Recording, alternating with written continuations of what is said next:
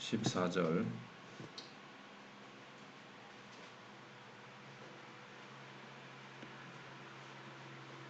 15절까지 보시겠습니다. 12절로 15절까지.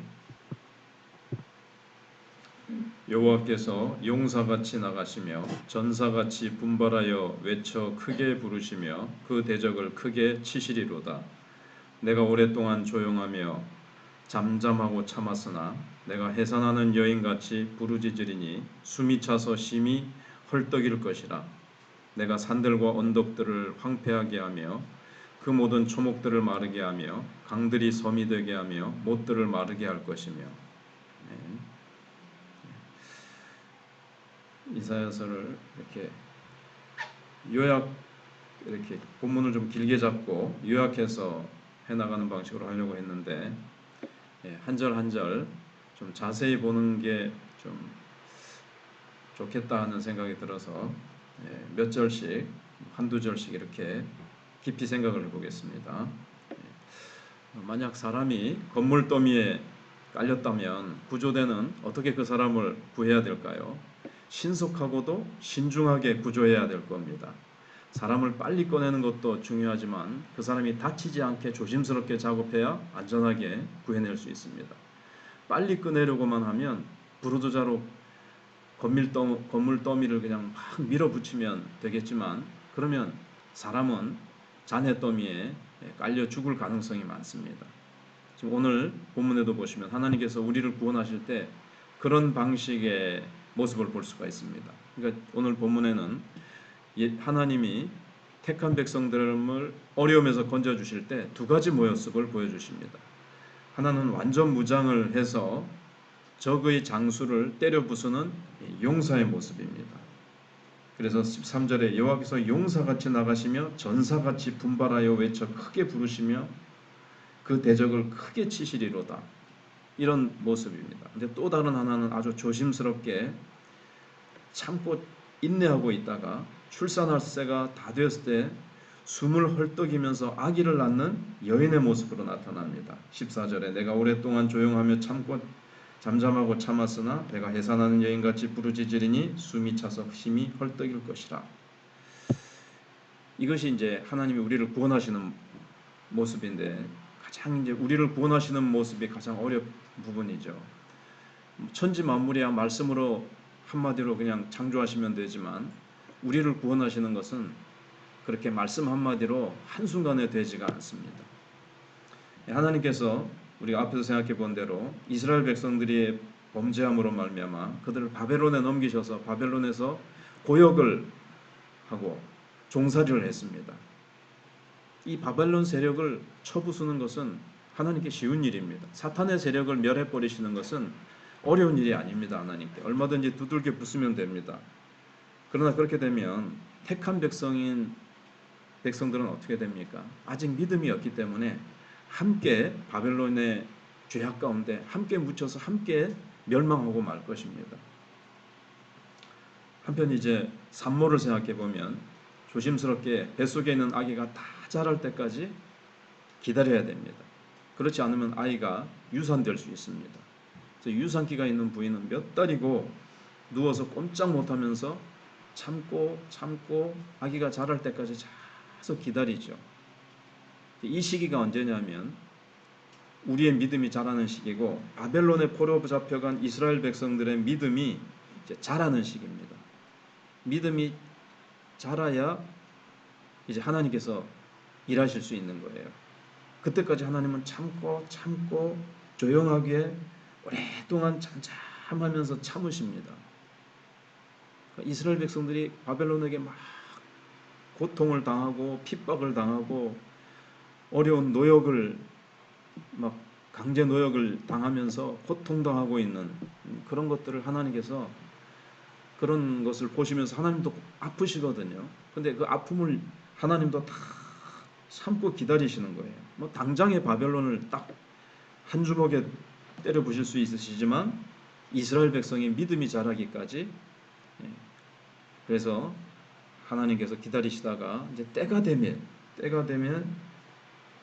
하나님께서 이제 해산하는 여인의 고통처럼 그렇게 참고 기다리시다가 나중에 출산을 하십니다. 이제 잉태 출산을 하시는데 이스라엘 백성들은 그런 모습으로 이제 잉태하고 출산을 하시는 모습을 보게 됩니다. 그러고 나서 이제 악의 세력을 부수어야 이제 순서가 맞는 겁니다.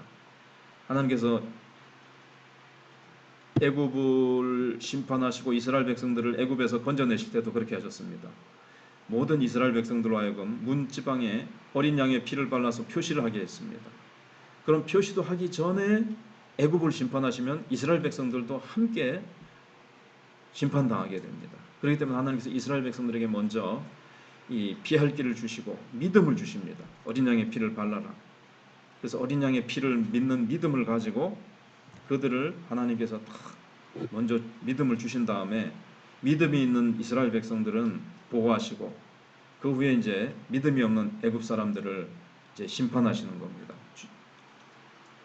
애굽 사람들 가운데서도 만약에 피를 발랐다면 그 사람은 그 집은 이제 구원을 받았겠죠. 그래서 하나님께서 우리를 구원하시는 과정보다 더 정교하고 복잡한 것은 아마 없을 겁니다. 그래서 하나님께서는 일단 여기 이스라엘 백성들을 바벨론의 이 어려운 상황 가운데 던지시죠. 그렇지 않으면 이스라엘 백성들은 계속 교만해서 하나님을 찾지 않고 죄악 가운데 계속 그렇게 나갈 겁니다. 바벨론으로 포로를 잡혀가야 그들이 이제 깨닫고 하나님의 백성인 우리가 왜 이렇게 되었는가? 하나님이 왜 이렇게 우리를 향해서 진노하셨는가?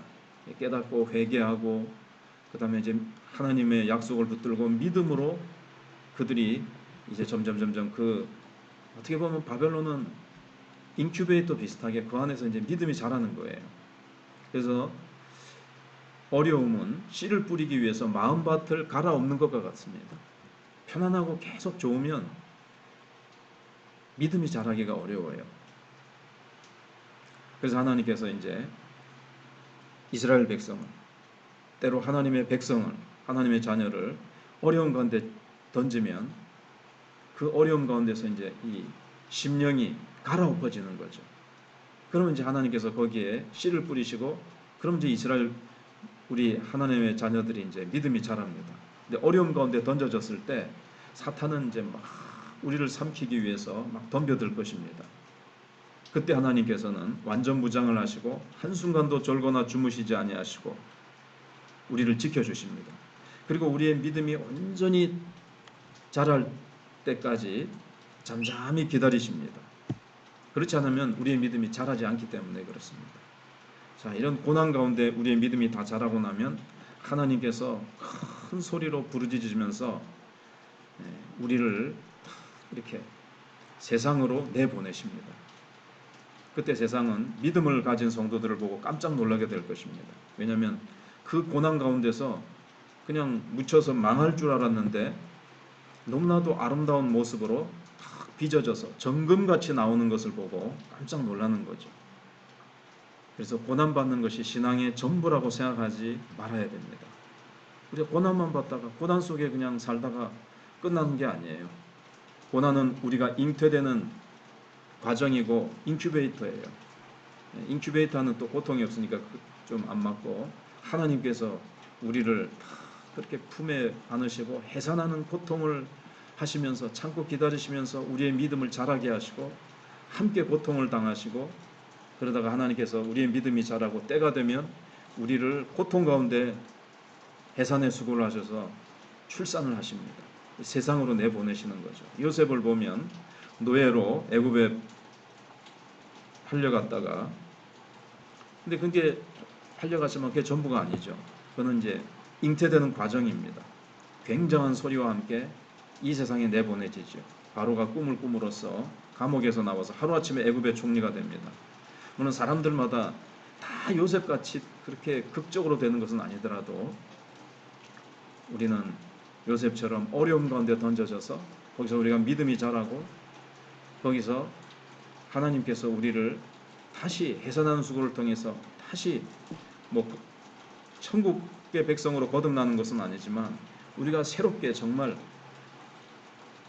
빚어져서 다시 태어나듯이 그렇게 우리가 세상으로 내보냄을 당하게 됩니다. 그래서 거기서 이제 뭘 합니까? 믿음의 선한 싸움을 싸우게 됩니다. 하나님은 꼭 이 세상에 죄악과 싸우게 하세요. 그래야 우리가 영원히 주님과 함께 왕노릇할 수 있기 때문에 그렇습니다. 군인들은 자기가 진급하기를 원하면 전쟁이 일어나기를 원한다. 전쟁 일어나기 원한다 그럴까요? 자관 전쟁이 일어나기를 소원한다기보다 전쟁이 일어나야 군인들은 상을 받고 진급을 합니다. 우리도 이 세상에 나와서 다른 사람들과 똑같이 편하게 잘 먹고 잘 살다가 천국 가면요 아무런 상급이 없어요. 물론 구원이야 받겠지만 부끄러운 구원을 받게 된다는 거죠. 그래서 하나님께서는 고난 가운데 우리의 믿음을 키우시고 우리를 정금같이 만드셔서 이 세상에서 죄와 싸우고 우리가 하나님 나라를 위해서 싸우게 하시죠. 그래서 에베소 6장에 있는 대로 우리는 영적 전쟁 가운데 내보냄을 받은 전사들이고 병사들입니다. 믿음의 싸움을 싸우고 주님과 함께 고난을 받아야 상이 있는 겁니다. 영광 받기 위하여 고난도 함께 받아야 할 것이니라 그랬거든요. 아무것도 하지 않으면 부끄러운 구원을 맞게 될 겁니다.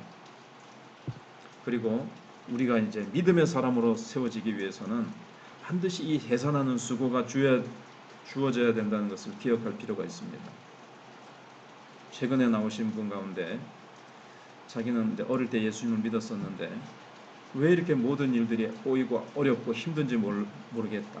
하나님 무관심하신 것 같다. 그래서 참 하나님의 사랑을 의심하고 하나님이 무관심하신 것 같아서 그가 참 마음으로 하나님을 원망하고 계속해서 하나님을 가까이 하지 않은 고백을 들어보았는데 이 과정을 하나님이 우리의 믿음을 키우기 위해서 고난 가운데 던지시고 거기서 하나님도 같이 아파하시면서 참고 기다리시고 하나님이 우리를 해산의 수고로 우리를 믿음의 사람으로 만드신다는 것. 이 믿음의 사람으로 자라는 그때 참 오래 인내하는 기간이 있다는 것을 우리는 기억해야 됩니다. 정말 어렵고 어려우니까 하나님을 다시 찾잖아요. 그런 것과 같이 그때 이제 하나님의 말씀의 씨앗을 뿌리시고 하나님이 이제 새 일을 행하시고 그렇게 낮아지고 참 이렇게 뒤집어 엎어진 마음에 하나님의 말씀이 떨어질 때 하나님의 은혜의 비가 부어질 때 이제 부흥의 역사가 일어나게 되는 것입니다.